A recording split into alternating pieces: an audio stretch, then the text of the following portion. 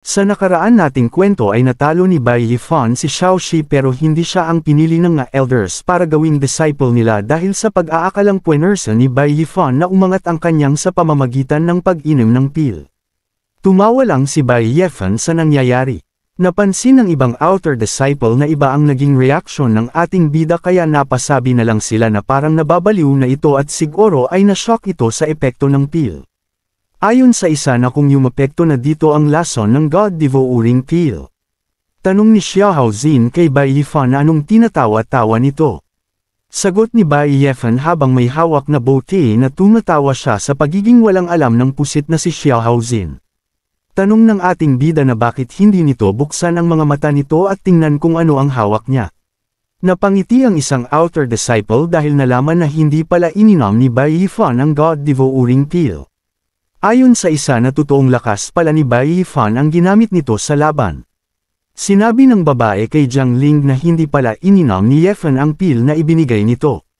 Tugon ni Jiang Ling na hindi niya inaasahan iyon at talagang kahanga-hanga ito. Pangungot siya ng ating bida sa boldadong lalaki na, hindi dahil uminom ito ng God Devouring Pil si Xiao Zin para lumakas ay hindi ibig sabihin na gagayahin na ito ng ibang tao. Dagdag pa ni Yifan na kaya niya itong talunin ng walang tulong ng pills. Tugon ng ingay terong Xiao Zin na wag maging arrogant si Bai Yifan dahil kahit hindi ito nag-take ng pil ay hindi pa rin ito papansinin ng mga elders. Matapos marinig yun ng mga elders ay napatingin ang mga ito sa ating bida at napagtanto na hindi pala uminom ng pil si Bai Yifan. Mala-flash na nagunahan ng mga elders para kumbansihin si Bai Yifan na maging disciple at sumali sa kanilang pick. Nagawa-yawi pa ang mga ito at sinabi ng isang elder na wag makikipagkompetensya sa kanilang Jinyuan. Inasar ni Xinyu si Xiao Zin at sinabi na sino ngayon ang elder na hindi kinukuha si Yifan bilang disciple. Nanahimik na lang ang pusit na si Xiao Zin habang naiinis sa ating bida.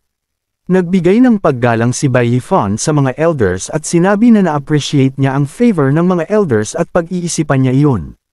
Sa ngayon ay hindi pa siya makapili kung saang pick siya sasama. Plano muna niyang magpalakas pa ng kunti at pag nagkataon ay pipili na siya kung aling pick ang sasamahan niya.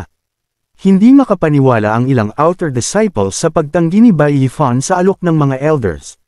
Nanahimik si Yifan at nagmunemyun. Napansin niya na ang mga ugali ng mga elders, ang mga ito ay grupo ng mga taong mababa ang tingin. Kahit pa maging disciple siya ng mga ito ay magiging mahirap sa kanya na maabot ang kanyang mga gusto. Kaya mas mabuti pang ponledan na lang niya ang kanyang sariling lakas at magintay sa oportunidad. Nag-inat-inat siya at naghikab habang iniisip na sunod niyang gagawin ay palakasin ng mabilis ang kanyang strength. Kaya pupunta siya sa Ancient Demon Cave at kukuha ng mas madaming halimaw. Inakit na niya ang kanyang mga kaibigan para umalis na. Tanong ni Liu Wei kay Bai Yifan kung anong sunod nitong gagawin. Sagot lang nito na magsesenay. Makalipas ang ilang araw ay bumalik si Bai Yifan sa Earth. Naglalakad siya habang iniisip na nang makabalik siya ay nagpunta agad siya sa Internal Ancient Demon Cave at nagsanay ng husto. Hindi siya lumabas hanggat hindi sila nakakapag-breakthrough sa Divine Realm. Nagtonggo siya sa pinaka-expensive commercial complexes sa Hangzhou para tikman ang masasarap na pagkain isa-isa. Maya-maya ay may tumawag kay Bai Yifan at tinanong kung bakit siya naririto. Nang marinig yun ng ating bida ay naisip niya na parang marahas naman ang salitang iyon. Ang nagsalita ay ang isang babae kasama ang isang lalaki na mukhang pusit. Sinabi ng babae na hindi niya inaasahan na makita si Bai Yifan sa ganung lugar. Dahil ang mga bagay sa lugar na iyon ay mamahalin. Pangungot siyang tanong nito na kung sinusubukan ba ni Bai Yifan lumampas sa hangganan nito. Tanong ng maangas na lalaki na kung kaibigan ba ni Zuki ang ating bida. Sa isip-isip ng babae na medyo naging maayos naman ang pagmumukha ni Bai Yifan.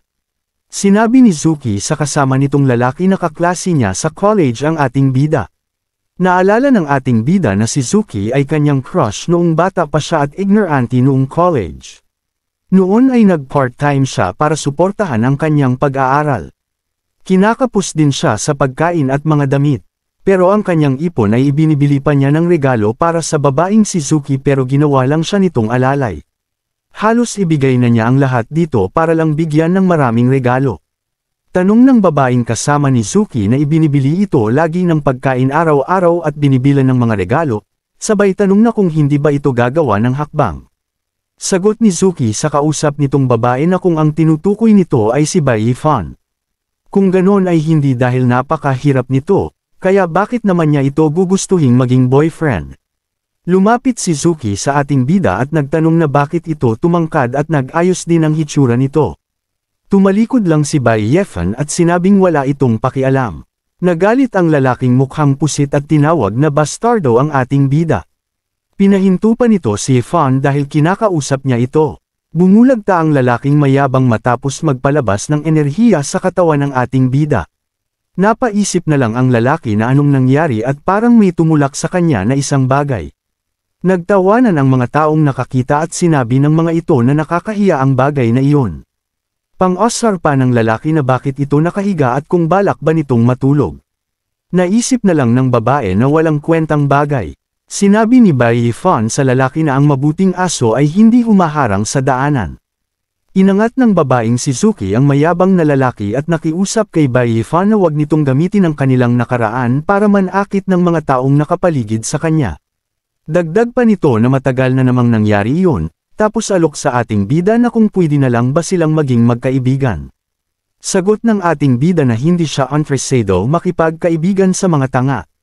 Dinuro ng lalaki ang ating bida at sinabi na alam niya na ito ang taong pinahirapan ni Suki noong college pa ang mga ito. Dagdag pa nito na hindi niya hahayaan na maging kaibigan ni Suki ang mahirap na tao gaya ni Bai Yifan. Kaya wag nito tangkaing harasin si Suki. Maangas na tanong ni Bai Yifan kung hinaharas ba niya ang babaeng iyon. At anong klaseng bero iyon? Kung seryoso siyang humanap ng girlfriend ay siguraduhin niyang 10 bises na mas maganda dito. Pagyayabang ng babae na wag siyang patawahin ng ating bida. Dahil nabubuhay lamang ito na may poging mukha pero wala man lang itong trabaho. Kaya sino namang babae ang papatol dito?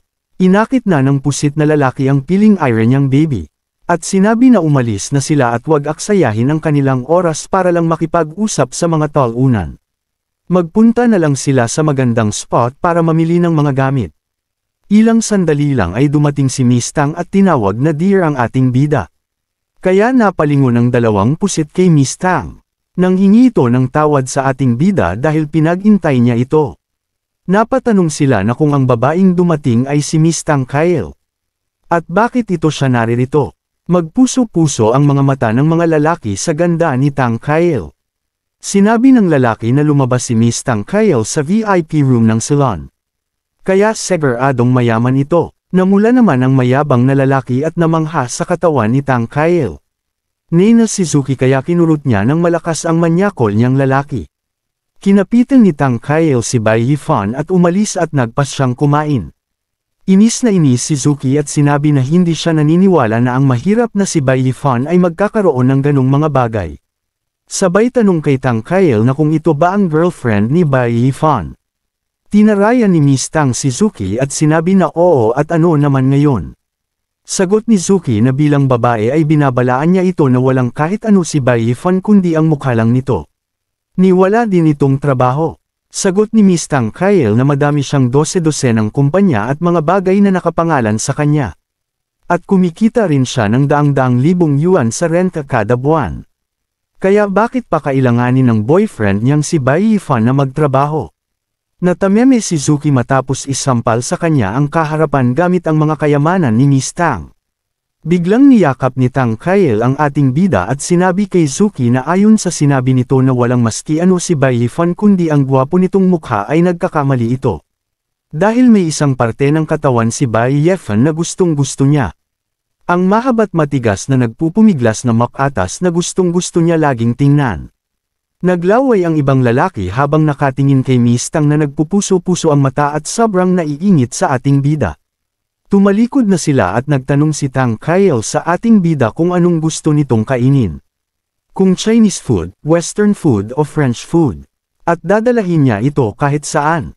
Inis na inis si Suki sa dalawa habang lumalakad palayo. Sagot ng ating bida kay Miss Tang na ito na ang bahala sa kakainin nila. Sa isip-isip ni Bai Yifan na ang Aztec na CEO ay medyo cute kapag umaaktong spoiled brat. Hindi mahitsurahan ang inis na babae dahil sa mga nangyari. Naiingit ng gusto ang mayabang na lalaki at napasabi na lang ng paano kaya siya magkakaroon ng pagkakataon na makakatikim ng malambot na pagkain. Nagliyab ang mga mata ni Zuki sa galit sabay pindot sa manyakol na lalaki. Sinabi ni Zuki na ulitin nito ang sinabi nito kanina. Napasigaw na lang sa sakit ang lalaki at sinabing nagkamali siya. Sa isang banda kumakain na si Bai Yifan at si Tang Kail. Nagpasalamat ang ating bida sa babae sa pagligtas nito kanina sa mga nang namamaliit sa kanya kanina. Sagot ni Miss Tang Kail na maliit na bagay lamang iyon. Sabay sabi sa ating bida na may gusto siyang itanong dito.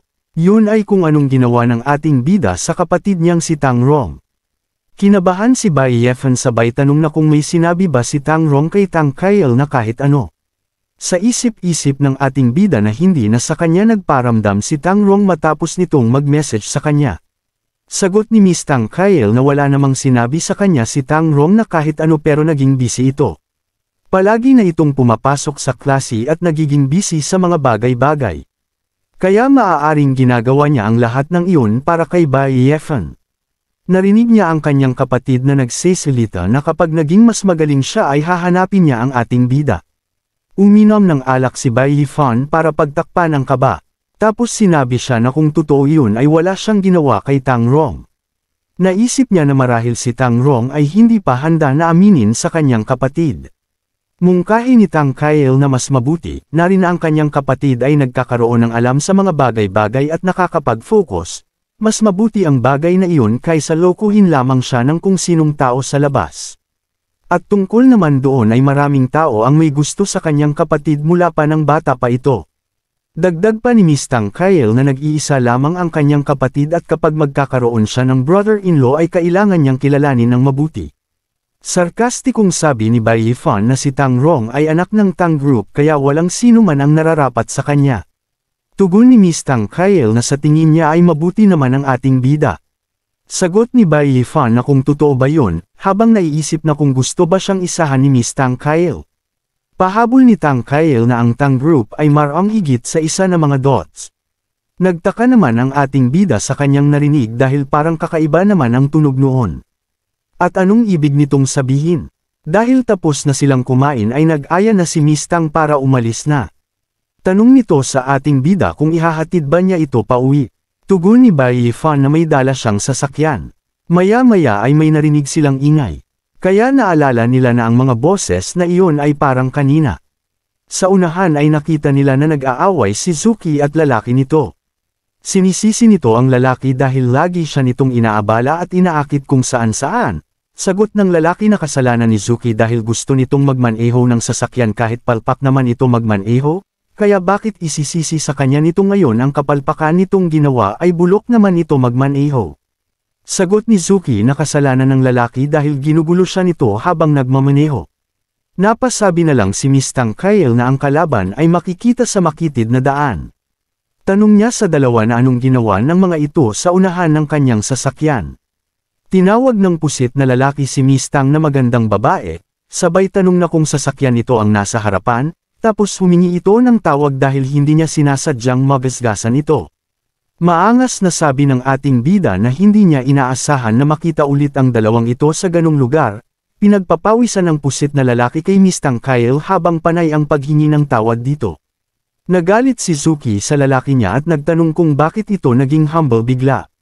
Dahil hindi naman nila tatakasan ang kanilang utang sa pinsala, tanong pa nito na kung wala ba silang pera para magbayad. Sumigaw ang lalaki at sinabi kay Zuki na madali lang dito ang magsalita dahil hindi nito alam na luxury car ang nagasgas nito. Tanong pa nito sa babae na alam ba nito kung magkano ang sasakyan na iyon at kung magkano ang kanilang babayadan sa pinsala nito. Dagdag pa nito na ang kanyang Tesla and the Name 3 ay sapat lang para ipangbayad ng buwis para ipangbayad sa harapan ng sasakyan na nasira. Pahayag ni Miss Tang Kail sa dalawa na ang kabuoan ng pinsala ng kanyang sasakyan ay nasa 100,000 yuan. Natigilan si Zuki sa laki ng halaga ng pinsala. Tinanong ni Miss Tang ang ating bida na kung gusto ba nitong mailabas ang galit nito. Sagot ng ating bida na kung anong gagawin nito. Maangas na sinabi ni Miss Tang Kail na walang halaga sa kanya ang ganung halaga ng pera. Pero kapag niyuko ni Suki ang ulo nito ng 3 beses at inaamin na nagkamali siya ay hahayaan niya na makaalis ang mga ito. At ano sa tingin ng mga ito? Sagot ng lalaki na kung ganun lang ba, kailangan lang nila humingi ng tamad.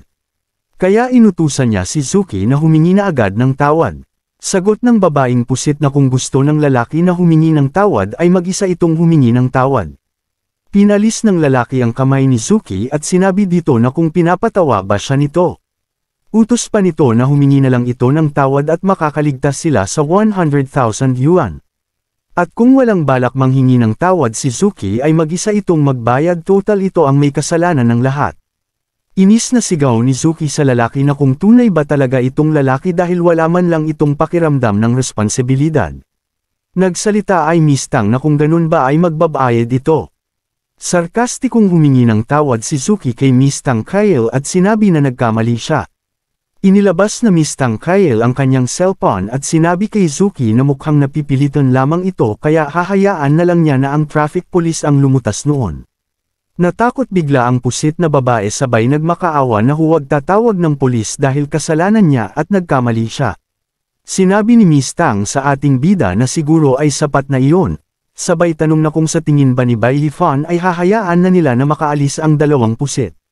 Pang-osar ni Bai Yifan sa babaeng si Suki na dahil mabait ang kanyang girlfriend na si Tang Kyle ay hahayaan na niya na makaalis ang mga ito.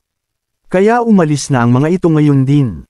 Inis na sabi ni Suki sa ating bida na ang babaeng si Tang Kyle ang mayaman at may-ari ng luxury car. Kaya bakit umaasta ito na parang kanya ang mga iyon? Galit na tanong ni Mistang sa babae na anong sinabi nito. Sagot ni Suki na totoo naman ang kanyang sinabi. Natakot naman ang lalaking pusit at sinabi na hindi ganon ang ibig sabihin ni Suki kaya wag itong magalit. Tumawag si Tang Kyle sa kanyang secretary Zhang at sinabi na nagasgas ang kanyang sasakyan at naapektuhan noon ang kanyang mood. Matapos noon ay inutos niya sa secretary na i-drive pa uwi ang kanyang nagasgas na sasakyan. Sabay utos na pumunta sa kanyang garahe at kumuha ng mga low-key cars at i-drive papunta sa kanya. Pahabol pa nito na makinig si Secretary Zhang na low profile lamang ang dalahin nito. Sa gilid naman ay hindi mahitsurahan ng ating bida habang nag-iisip na ano na naman kayang pakulo ang binabalak gawin ni Tang Kyle. Ilang sandali lang ay nagdatingan ang mga sasakyan at laking gulat ng pusit na lalaki habang nagtatanong na kung ang mga iyon ang low profile cars. Nag-report si Secretary Zhang na ayon sa inutos ni Mistang na ang mga low-key cars lamang ang dinala niya ayon sa utos nito. Sabay tanong na kung may iba pa bang utos sa kanya. Napanganga na lang ang pusit na lalaki dahil sa mga luxury cars na Audi RS7, Mercedes-Benz, GEM M8. At kahit na ang Mercedes 680 ay tinatawag lang na low profile. Talagang ang babaeng iyon ay sobrang makapangyarihan. Yamakap na naman si Mistang Kyle sa ating bida habang sinasabi na ang mga iyon ay direktang ibibigay sa ating bida.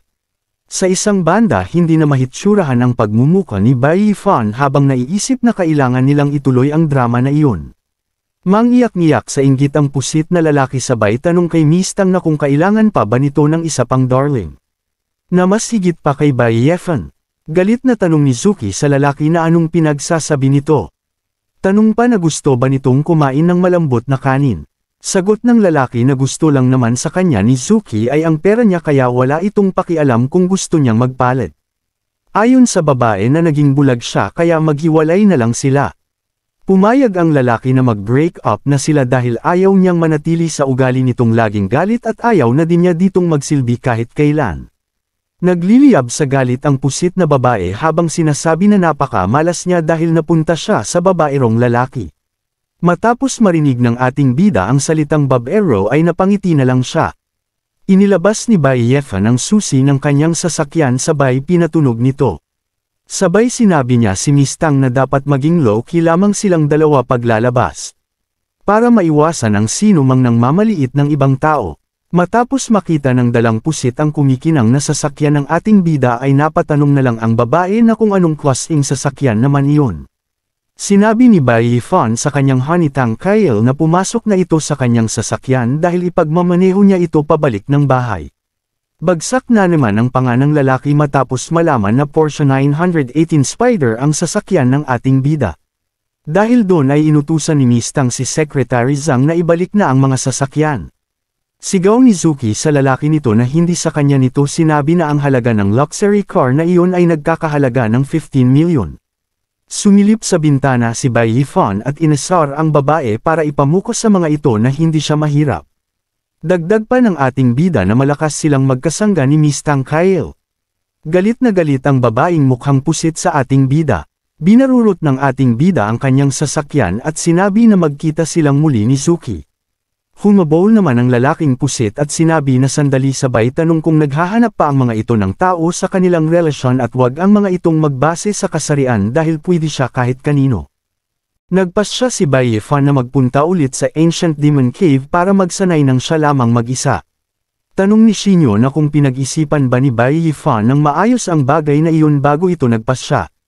Sinabi naman ni Liu Wei na nagawa na nilang makalabas sa Ancient Demon Cave noon kaya bakit hindi ulit sila sumama na pumasok doon. Sumangayon naman si Kalbo sa nais ni Liu Wei. Sagot ni Bai Yifan na gaya ng sinabi niya na mapanganib ang Ancient Demon Cave pero hindi pa siya nakakapag-breakthrough sa Divine Realm sa matagal na panahon at ito na ang tamang oras para gawin ang bagay na iyon. Mangangatwa rin pa sana si Taba, pero pinigilan siya ni Shinyo at sinabi na nakapagpas siya na ang ating bida kaya wag nang kumontra pa si Taba. Mungkahi ni Bai Yifan na habang siya ay wala ay ipinagbili niya sa tatlo na alagaan ang kanyang spiritual garden. Binigyan rin niya ang tatlo ng mga elixir at treasure na nakalagay sa kahon. Tapos binili niya sa tatlo na wag pababayaan ang cultivation ng mga ito. Tumalikod na si Bai Yifan para umalis. Kumaway naman si Kalbo at sinabi na sila na ang bahala sa mga bilin nito. Mangiyak-ngiyak naman si Liu Wei habang sinasabi na mamimiss niya ang ating bida. Utos muli ni Bai Yifan sa tatlo na magsiuwi na ang mga ito at babalik siya matapos ang 3 buwan na malakas. Makalipas ang kanyang paglalakbay ay nakarating siya sa Dark City. Habang siya ay naglalakad ay naiisip niya na ang 10th floor ng Ancient Demon Cave, karamihan sa mga cultivator na wala sa Divine Realm ay hindi na nakabalik ng buhay. Kaya kailangan muna niyang maghanda ng maayos bago pumasok sa Demon Cave. Maya-maya ay makarinig siya ng nag-aaway sa di kalayuan. Sa isang banda may lalaking duguan na nakahandusay sa kalsada at may mga lalaki na pinipilit hatake ng isang babae. Sinabi ng babaeng hinaharas sa mga lalaki na ninakaw ng mga ito ang kanyang Fire Lotus Seeds at pinatay ang kanyang ama. At gusto pa ng mga ito maglakad ng gaya ng ginagawa sa kanya. Sinabi ng lalaking may puting buhok na si Zhu Fanglin at si Yan Jasong na pinili niya ang Fire Lotus Seeds dahil binigyan niya ito ng pabor, pero ang ama nito ay hindi marunong tumano ng pagmamagandang loob niya at sinisiraan pa siya at hindi sa kanya ibininta ang Fire Lotus Seeds kaya sinipag niya ito. Paalala pa nito na kapag ipinahiya mo ang isang tao ay ipahiya mo rin ito ng higit sa kanyang nalalaman. Sumangayon naman ang isang pusit na si Sian Jasong. Nagpupumiglas ang babae at tinawag na mga magnanakaw ang mga pangit na lalaki sabay utos na ibalik sa kanya ang kanyang Fire Lotus Seeds. Itinulak ni Zhu Fanglin ang babae at sinabi na wag ito magsalita ng kung ano-ano at umalis na lang ito mabuti pa. Dahil sa pagtulak ay nahulog ang talukbong ng babae. Matapos noon ay bumungad sa kanila ang maganda mukha ng babae kaya namangha sila sa ganda nito. Nagmamakaawa pa rin ang malungkot na babae at humihiling na ibalik sa kanya ang kanyang Fire Lotus Seeds. Hindi makapaniwala ang mga manyakol na lalaki at dahil hindi nila inaasahan na maganda pala ang babae. Natakot tuloy ang babae at sinabi na wag sa kanya lalapit ang mga manyakol na lalaking ito. Damay dila pa ito sabay sabing malalaman ng babae mamaya kung anong gagawin niya dito. Inutos pa ng pangit na ito na kapitan ang babae at tatapusin lang niya ang kanyang gagawin at pagkatapos niya ay ibibigay niya ito sa kanyang mga kasama bilang reward. Natuwa naman ang mga kasama nito at agad sumunod at akmang lalapit na. Ayon sa kanilang Elder Jiang na sumigaw lang ang babae ng malakas hanggat gusto nito, dahil wala namang sino man ang nasa paligid at walang makakarinig sa kanila. Sumigaw ang babaeng takot at humihingi ng tulong. Mungkahi ng mga manyakol na wag na itong pumalag pa para wag na itong masaktan pa. Nagkang-iyak na lang ito at nagpumiglas sabay nagpagulong-gulong habang nakabaluktot. Tapos nagsisilita na ibalik sa kanya ang kanyang Fire Lotus Seeds. Tumawa-tawa ang Elder Jiang at sinabi na sumigaw lang ito dahil gusto niya na nakikitang nahihirapan ang ibang tao. At kapag hindi ito sumigaw ay sisirain nito ang kanyang good mood.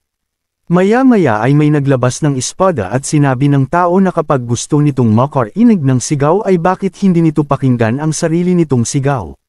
Sabay sinaksak ng tao ang kamay ng Elder Jiang kaya napasigaw ito ng malakas sa sakit ng kanyang kamay. Tanong ng Elder na kung sino ang pangahas na may gawa noon. At kung pagod na ba ito mabuhay, dagdag pa na ipakilala ng tao ang sarili nito. Ang ating bida pala ay sumaksak sa kamay ng Elder Jiang. Pang-osar na sagot ng ating bida na siya iyon ang ama ni Elder Jiang na mukhang pusit.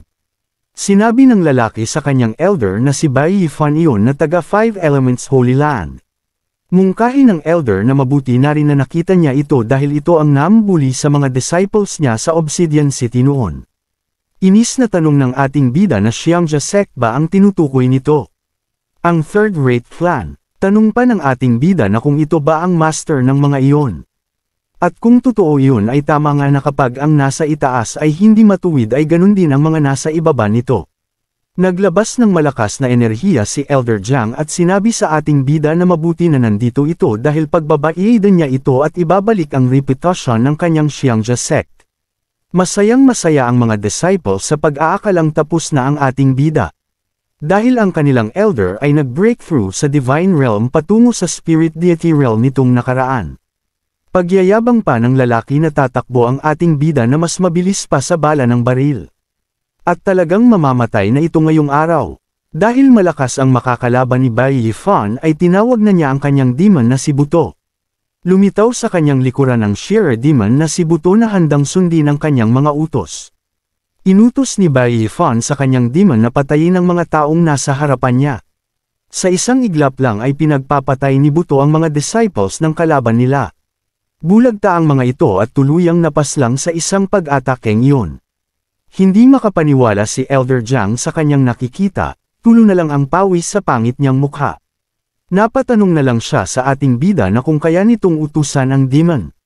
Sagot lang ng ating bida na, ano naman? Tumalikod si Elder Jiang at tinangkang tumakbo, dahil hindi yun maganda. Ang Sheer demon na iyon ay napakahirap kalabanan kaya kailangan niyang makahanap ng paraan para makatakas. Kumilos ng mabilis si Bai Yifan at napunta sa harapan ni Elder Jiang at winasiwas ang kanyang espada. Natamba ang manyakol na matanda sa pag-iwas sa espada. Mungkahi ng matanda na hayaan na siyang makaalis ni Bai Yifan dahil ang asong gaya niya ay hindi karapat-dapat na madumihan ang espada na hawak ng ating bida. Itinagol na niya ang kanyang espada sabay sinabi sa matandang manyakol na may punto nga naman ito. Kaya inutos niya kay Buto na paiyakan ang aso na Elder Jiang at gawing pataba sa daan ang katawan nito. Mabilis namang sumunod si Sheer Demon Buto. Wala nang nagawa ang manyakol na Elder kundi mapasabi ng wag lalapit ang demon. Pero hindi niya mapipigilan ang demon na handang pumatay sa kanya, kitang-kita ng kanyang mga mata ang aataking demon. Matapos noon ay umalingonggaw sa buong bayan ang malakas na sigaw ng manyakol na Elder Jiang. Pinulot ni Bai Yifan ang Fire Lotus Seed sa sahig at lumapit sa nakahandusay na babae. Nang suriin niya ang babae ay nakita niyang nababalutan ng yelo ang buo nitong katawan. Makalipas ang ilang oras sa isang dahan-daang imunulat ng babae ang kanyang mga mata habang may naririnig na nagsisilita ng napakainit na bagay. Nagtanong ang babae kung nasa isang ba siya. Nang bangon niya ay napansin niya na nag-iba na ang kanyang damit kaya nagulat siya. Nang tingnan niya ang paligid ay nakita niya ang ating bida na sinasabi sa kanyang na ngayong gising na ito ay inumin na nito ang natitirang Fire Lotus Seeds. Tumili ang babae ng napakalakas ay nagtaklab ng katawan. Matapos marinig ng tagalinas ang sigaw ng babae ay napasabi na lang ito na napakabilis na lang makakuha ng babae sa panahon ngayon para sa ganung bagay. Makalipas ang ilang oras ay nagtungo ang babae sa puntod ng kanyang namayapang ama. Sinabi nito na ang anak nitong walang silbi na si Kai Yuan ay nasa maayos ng kalagayan, kaya mamaya pa na ito. Nagpasalamat ang babae sa ating bida dahil sa pagligtas sa kanya. Hindi lang dahil sa pagbigay nito sa kanya ng damit, kundi pati na rin sa burol ng kanyang ama. Lumuhad pa ang babae kay Bai Yifan at humingi ng tawad dahil iba pa ang kanyang iginanti matapos siya nitong tulungan. Kaya sobrang nahihiya siya sa kanyang ginawa. Pinatayo naman agad ni Bai Yifan ang babae. Kitang-kita sa mukha ni Bai Yifan ang sampal ni Kai Huan sa pagmumuko niya, dahil sa maling akala ng babae. Paliwanag ng ating bida na emergency lamang iyon, at ginawa niya ang magagawa para iligtas ang babae, kaya hayaan na nila ang nakaraan dahil nakaraan na iyon. Tapos nagtanong ang ating bida sa babae na ano ang plano nito sa hinaharap. Malungkot na sagot ng babae na patay na ang kanyang ama kaya hindi na niya alam kung saan siya pupunta. Sinabi ng babae na kung mamarapati ni Bai Yifan ay papayag siyang maging katulong nito at susunod kahit saan man ito magpunta. Sinabi ni Bai Yifan na hindi niya kailangan ng katulong. At ang Ancient Demon Cave ay sobrang delikado, kaya hindi niya kayang magsama ng iba. Tanong ni Kai Huan na ibig sabihin ba nun ay ayaw ni Bai Yifan sa kanya. At totoo, na ipinanganak siyang may kakaibang sakit na tinatawag na frost fever. Makakaabala lamang siya sa ating bida. Tanong ni Bai Yifan kung ano ang frost fever. Maluhaluhang paliwanag ni Kai Huan na iyon ay ang sakit na mayroon siya mula pagkabata. Kapag inatake siya ng sakit na ito ay ang buo niyang katawan ay nababalutan ng yelo at nagiging siyang ice sculpture. Sobrang napakasakit noon. Ang pag-inom lamang ng fire-type medical herb ang paraan para malunasan ang sakit na iyon. Umiyak na ito habang nagkukwento ng nakaraan na nagpakahirap ang pamilya niya para bumili gamot. At namatay ang kanyang ina sa sobrang pagtatrabaho para lang magkapera pang bili ng gamot. Ngayon ang fire lotus seeds na binili ng kanyang ama ay tinangkapang kunin ng mga taga-Xiangja sect at pinapipa ang kanyang ama. Tanong ni Bai Yifan kay Kai Huan na bakit hindi ito sumali sa mga sect. Dahil ang mga sect ay may mga medical herb at nagbibigay ng sahod.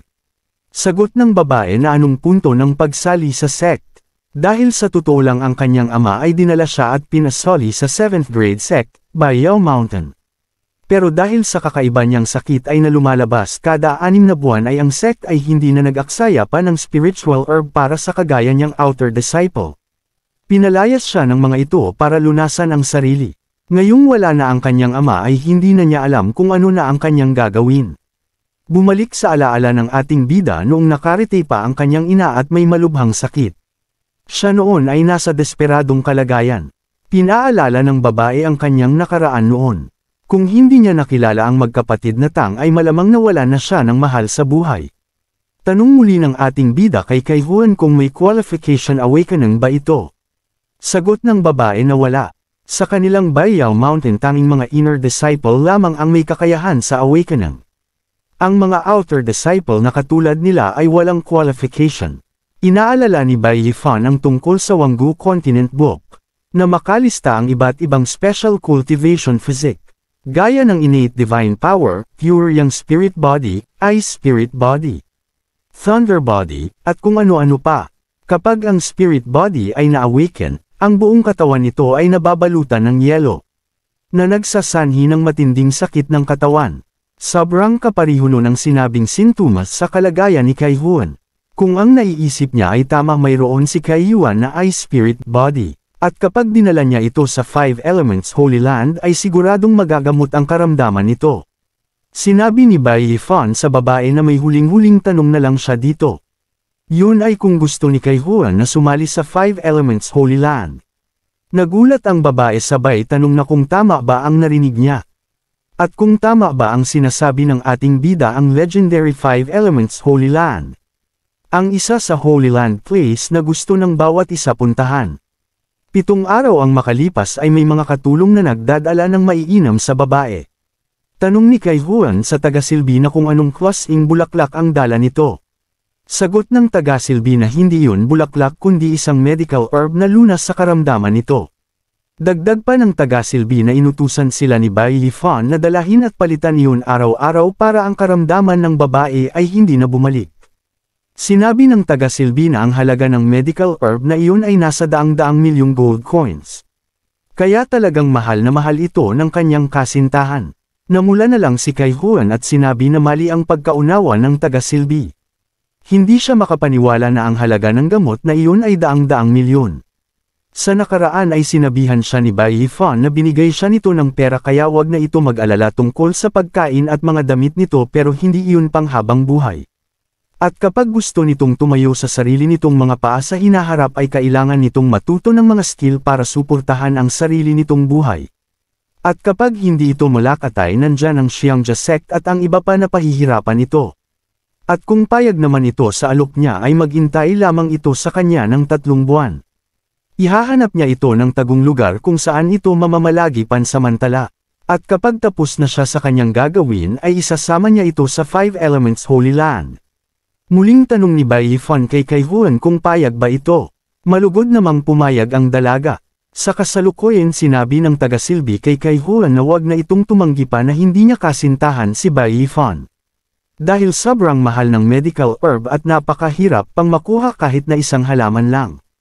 Pero si Bai Yifan ay nag-iwan ng 3 medical herb nang walang pag-aalinlangan. Inutos din ito sa kanya na wag silang magtitipid ng pera at unahin ang kalusugan ni Kaihuan.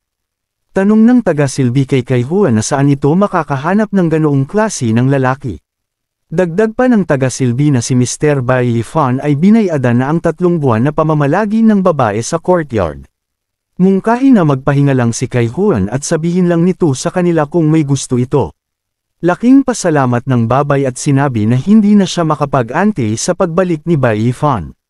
Sa isang banda nagtonggo si Bai Yifan sa Ancient Demon Cave 10th floor kasama sa Shira Buto. Sinabi ni Bai Yifan kay Buto na taga dito ito sa Demon Cave. Sabihin ito sa kanya kung ano ang mayroon dito pagkatapos ng 10th floor ng Demon Cave. Paliwanag ni Buto na mayroon mga ordinaryong demon mula sa 1 at 8 palapag. Nagpapatayan sila at ang karamihan sa kanila ay mahihinang nilalang na walang katalinuhan. Ang Fire Cloud Demon Marquis na inatake nila noon ay ang pinakamalakas na puwersa sa ika-9 na palapag. Sa ika-10 palapag naman ay kahit saan ay mapanganib. At ang teritoryo dito ay palaki ng palaki. Ang Demon Lord ay gumagawa ng kastilyo na may iba-ibang sukat at ipinamamahagi sa kanyang mga sundalo, at ang bawat isa ay napakahirap labanan. Kahit sa ibang palapag ay may iba't ibang impluwensya. Paliwanag ni Shira Buto na sa kasalukuyan nilang kalagayan ay ang tangi lang nilang mararating ay ang 12 palapag. Tanong ni Bai Yifan na bakit 12 palapag? Sagot ni Buto na dahil teritoryo niya iyon. At ang lampas doon ay wala na siyang control. Nagulat si Bai Yifan at nagtanong na may teritoryo pala ito, bakit hindi man lang niya iyon narinig mula kay Buto? Sagot ni Buto na hindi naman nagtanong ang kanyang master kaya hindi din siya sumagot. Utos ni Bai Yifan kay Buto na sabihin nito sa kanya kung gaano kalaki ang teritoryo nito sa ika-12 palapag. Kung gaano kadami ang sundalo nito at kung gaano kalakas ang mga cultivation ng mga ito. Sumunod naman si Buto at ipinaliwanag na, ang kanyang teritoryo ay katumbas ng 4 na bansa sa mundo ng mga tao. Ito ay halos 200 li in circumference. At pag-aari ng mga nasasakupan ng Great Shira Fortress of Dark Knights. Mayroon din siyang 400 flying yaksha. At mayroon din siyang 20 hanggang 30,000 yaksha soldiers sa ilalim ng kanyang pangangalaga. At ang iba naman ay mga sibilyan na may bilang na milyon-milyon. Laking gulat ng ating bida sa mga revelasyon na kanyang nalaman tungkol sa alaga niyang demon. Na napakadami nitong pag-aari at nasasakupan. Hindi siya makapaniwala na madami siyang malalaman matapos niyang makipag-usap kay Buto. Tanong muli ni Bai Yifan na ano naman ang tungkol sa Great Shira Demon na nabanggit nito kani-kanina lang. Sagot ni Buto na ang Great Shira ng Dark Knight ay ang dati niyang master. Napakalakas nito at kaya nitong ubusin ang pangkat ng mga nasa Divine Realm Cultivators nang siya lang mag-isa. Siya ang Dark Knight Fortress na nasa ika-15 palapag. At ang may pinakamalakas na kapangyarihan sa ika-15 palapag. May napakarami nitong sundalo sa ilalim ng pamumuno nito, liban sa kanya ay may 4 pa itong Shira. Ang 4 na Great Shira ay tapat sa kanya. Matatagpuan ang mga ito sa 11 hanggang 14 na palapag. Bawat isa ay may kanya-kanyang teritoryo. Ang dahilan kung bakit siya na ika-9 na palapag noong mga panahong iyon ay dahil may ginagawa siyang utos ng Great Shira of Dark Knights. Pero aksidente siya nakatagpo ng malakas na cultivator. Sagot ng ating bida na kung ganoon ay napaka-swerte niya. Tanong ni Buto sa kanyang master na anong sunod nitong plano. Sagot ng ating bida na gusto niyang makarating sa Divine Realm at labanan ang Great Shira Fortress of Dark Knights sa ika-15 palapag. At kontrolin ang iba pang Shira para sa kanyang personal na kagustuhan. Mas magiging maganda kung makukuha nila ang buong 15 palapag. Nagulat si Buto sa gusto ng kanyang master na kunin ang buong 15 palapag. Tanong niya kay Bai Yifan na kung alam ba ng kanyang master kung gaano kalawak ang unang palapag. Iyon ay may libo-libong demonic fortress, na may sukat ng katulad sa ika-12 palapag. Sagot ni Bai Yifan na may sarili siyang plano at si Buto ang magiging susi para doon. Tanong ni Bai Yifan kay Buto na kung gusto nitong makuha ang ika-12 palapag ay gaano kalakas ang kinakailangang taglayin. Sagot ni Buto na kinakailangan na makaabot sa 3rd stage of Divine Realm at maging Demon Commander. Hindi niya masabi kaya niyang ubusin ang buong 12 palapag pero kaya niyang talunin ang daang-daang Demon Fortress. Pero ang pinakamabilis niyang paraan para lumakas ay makasipsip ng dugo. Pero dahil sumusunod na siya sa kanyang master ay huminto na siya sa paggawa ng masama. Pero natatakot siya na sa mixing panahon ay manghina siya. Sagot ni Bai Yifan na siya na ang bahala tungkol doon. Dahil makalipas ang 7 araw ay ipinapangako niya makakamit ni Shira Buto na makapag-breakthrough sa 3rd stage of Divine Realm. Sa isang banda sa Ancient Demon Cave 12th floor, may mga ordinaryong demon ang walang awang pinagtatrabaho. Sinabi ng isang demon na tagabantay na magsumali ang mga demon sa pagtatrabaho at wag na ng mga itong antayin na paluan ulit ang mga ito. Maya-maya ay dumating ang isang malaking demon na galit at sinabi maging mahinahon lang ito. Ang nagsalita ay ang isa sa 4 na shuras ng Dark Knight Fortress si Ghost Fang. Natakot naman ang demon na mahilig mamalo dahil Shira ang nasa kanyang likuran. Utos ng Shira sa Green na demon na wag nitong paluan ang mga trabahador sa paraang ikakamatay ng mga ito.